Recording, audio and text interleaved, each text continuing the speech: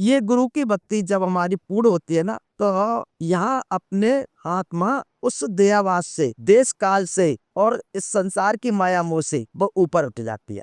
आत्मा जब अपने गुरु का नूरी स्वरूप दर्शन करती है तो गुरु भक्ति समाप्त हो जाती है। फिर इसके बाद में एक अनामी नाम की महिमा शुरू हो जाती है। नाम जिसको कहते हैं ना, जो गुरु ने तुमको नाम दिया या गुरु ने जो रास्ता मार्ग दिया, उस रास्ते पर हम आए तो उस पर वो नाम अनामी, वो ही नाम अनामी हमको हमारे को आगे ले जाता है मंडल भाई मंडल। जैसे हम आगे 10वें द्वार जाएंगे, उसके आगे हम बमर गुफा पे जाएंगे, आगे हम सचखंड जाएंगे, ऐसे ही हम फिर आगे अगम और अलग लोक में जाएंगे। ऐसे हमारा जीवन बढ़ता जाता है। जैसे जैसे हमारी प्रतिक्रिया बढ़ती जाती है, वजन बढ़ता जाता है, हमारी आत्मा की जो उड़ान बढ़ती जाती है। ये ऐसी हमारी आत्मा की जो चार ऐसी जो आत्मा की जो आत्मा की चार चाल है। संतों ने यही बताया है कि जो आत्मा की चार चाल है, वो एक हमारे अंदर, एक तो पहली चाल चैटी की चाल। हर भाई बहन कहते हैं कि हमारा गुरुजी भजन नहीं बनता। काफी भाई बहन कहते हैं हम भजन हमारा जो है हम करते हैं, फिर मन नहीं लगता, हम उठ जाते हैं। और काफी भाई बहन कहते हैं कि भाई ऐसा है वैसा है। तो क्या होता है कि वो उनके अंदर जो जन्म जन्मांतरों के कर्म है, वो कर्म हमारे जो एकदम से नहीं कट पाते हैं। कोई बहन कहे ना, किसी अगर भाई के अच्छे कर्म है या कोई भाई अच्छे मतलब कर्मों से आया है, तो उसका तो वो जो है अच्छा हिसाब किताब है। और जो हमारे कर्म अगर अच्छे नहीं है, तो हमको बिल्कुल वास्तव में ही चैटी की चाल चलना पड़ता है। जैसे चैटी आपने देखा है ना, जब चलती है ना, तो अगर उसमें चीनी के दाने किसी रेत अगर मिट्टी में मिले होते हैं ना, तो वो चट्टी धीरे धीरे धीरे धीरे एक एक दाना उसको कितना समय लगता है और बीन करके वो अलग रखते हैं। ऐसे ही जो हम भजन करते हैं ना, हम भजन के माध्यम से धीरे धीरे धीरे धीरे अपने कर्मों को हम काटते चले जाते हैं, हिसाब लगाते। और जब हमारे को हमारी अगर जब ये चट्टी चाल समाप्त हो जाती है, तो फिर मकड़ी की चाल आ जाती है। और जब मकड़ी की चाल आ जाती है, तो जैसे आपने देखा है ना कि मकड़ी जैसे अपना जाल बुनती है ना, और अपने जाल पर चढ़ करके वो जाल से वो तुरंत वापस हो जाती है, चढ़ती है उतरती है, चढ़ती है उतरती है। ये कंडीशन हमारे अंदर ये मकड़ी की चाल किया जा। हम भजन करते हैं, कभी तुम्हारा ध्यान अच्छा लग गया, कभी नीचे उतर आया, कभी अच्छा लग गया, कभी नीचे उतर आया, अप डाउन होता रहता है। ये मकड़ी की चाल में हमारा जो ध्यान ऐसे आता रहता। फिर आती है मछली की चाल। जैसे आपने देखा है ना, मछली पानी में कितनी तेजी से दौड़ती है और उछाल मारती है। जब वो अपनी तेजी से दौड़ती है, तो उसको आपने देखा हो या ना देखा हो, और देखा भी होगा कि मछली जब पानी में दौड़ती है तो कितनी तेजी से दौड़ती है, और जब उछाल मारती है तो कितना उछाल मार करके फिर पानी में चली जाती है।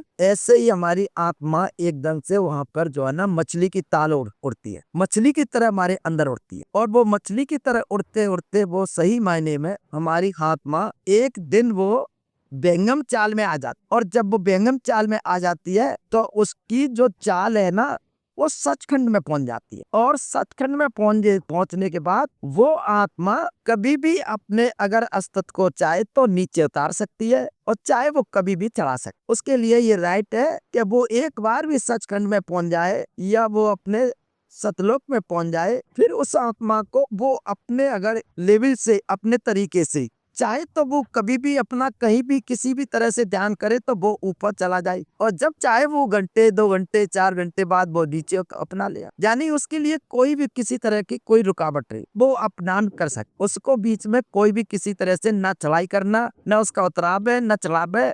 आग झपो पहुंच गए, मन चाहे उतर जाए। वो हमारी सतलोक सचखंड की नाम। तो ये हमारे को हमारे संत महात्मा भगवान के घर जाने का सही मार्ग और सही रास्ता बतला। बाकी तो अनेक रास्ते हैं, लेकिन जो आज के समय और भक्त काल में है, वो हमारा यही समय है कि हम जल्दी से जल्दी, और हमारी उम्र और आज एज के अनुसार हमें अपने उस परमात्मा के मिलने के लिए हमें आज जल्दी से जल्दी इस कार्य को करना चाहिए। लेकिन इसमें जो भी हम अगर थोड़ा लापरवाही कर जाते हैं या आलस कर जाते हैं या हम सो जाते हैं, तो नुकसान आपका है, प्रभु का नहीं, गुरु का नहीं। भाई गुरु ने तो आपको रास्ता दिया, मार्ग दिया, फिर भी तुम लापरवाही कर रहे हो और तुम भजन नहीं कर रहे हो, सो रहे हो, खा रहे हो, भजन में आलस कर रहे हो कि यार कर लेंगे, आज नहीं तो कल कर लेंगे। तो ये नुकसान आपका है, गुरु का नहीं, और न इसमें प्रभु। जितनी भी जल्दी करोगे, जितना भी आप तेज करोगे, इतना ही आप अपने इसी एज और इसी उम्र में आप भगवान के घर पहुंच जाओगे। और नहीं करोगे, लापरवाही करोगे,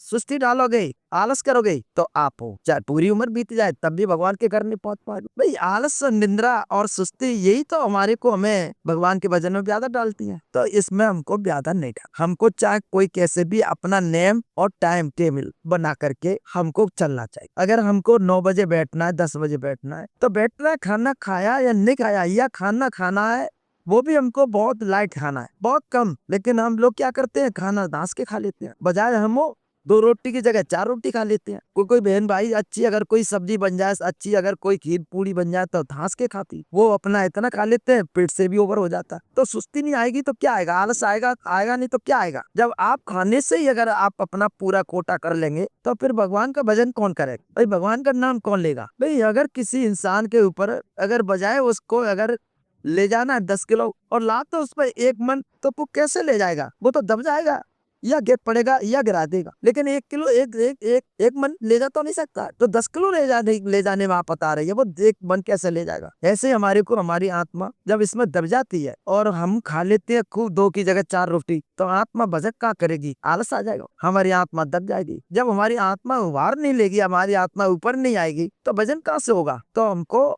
वास्तव में वैसे संतों को तो एक ही टाइम खाना खाना चाहिए। अगर संत मुक्त और गुरुमुख एक टाइम खाना खाने का मतलब ये होता है कि हमको कोई भी वक्त कोई टाइम निकाल लो, 12 बजे, 11 बजे, 1 बजे, उसके बाद शाम को खाना फिनिश नहीं खाना चाहिए। देखो आपकी आत्मा कैसे नहीं परमात्मा से मिलेगी, कैसे प्रभु के घर नहीं जाएगी भाई। तुम खाने से दबा दोगे आत्मा तो भगवान के घर कहाँ जाएगी, भजन कहाँ से होगा। तो हमको हमें ये अपना नेचुरली नेचर बनाना, या हमको अपना ये चरण बनाना, टाइम टेबल बनाना, ये हमें अपना जीवन में जरूर सुधार करना है। ये तो हमारा साइकोलॉजी बुद्धि का काम है, कोई हमारा इसमें गुरुओं का काम तो। फिर भी गुरु समझाते हैं कि कम खाना खाओ भाई, 2 घंटे भजन करो, ये फिर भी गुरु बताते हैं। लेकिन हमारे अंदर फिर भी समझ में नहीं आता, तो इसमें अगला आदमी क्या करे। तो मेरा कहने का भाव ये है कि आज जो भी वक्त समय चल रहा है आप सबने सबके साथ गुजर रहा है, ये नहीं कि कोई अगर गुरुओं के साथ गुजर रहा है या और महान पुरुषों के साथ गुजर रहा है कि जो समय जो निकल रहा है वो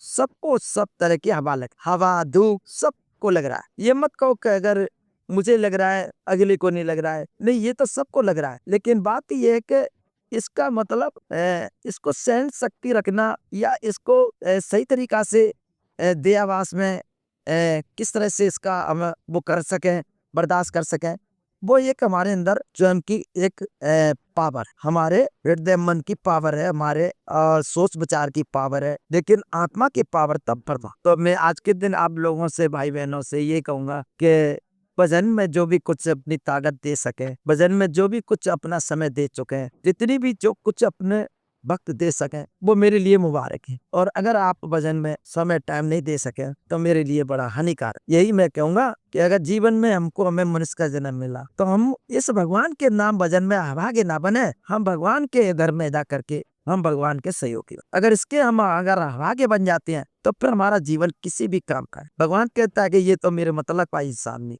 मेरी मतलब की कोई बात, तो हमको भगवान का नित्य प्रतिदिन भजन करना, इसी से हमारा जीवन कल्याण होगा, इसी से हमारा जीवन परमात्मा के घर। बस मैं इसी के साथ बाड़ी विराम दे रहा हूँ। बोलिए सतगुरुदेव महाराज की, प्यार से कहो सदगुरु।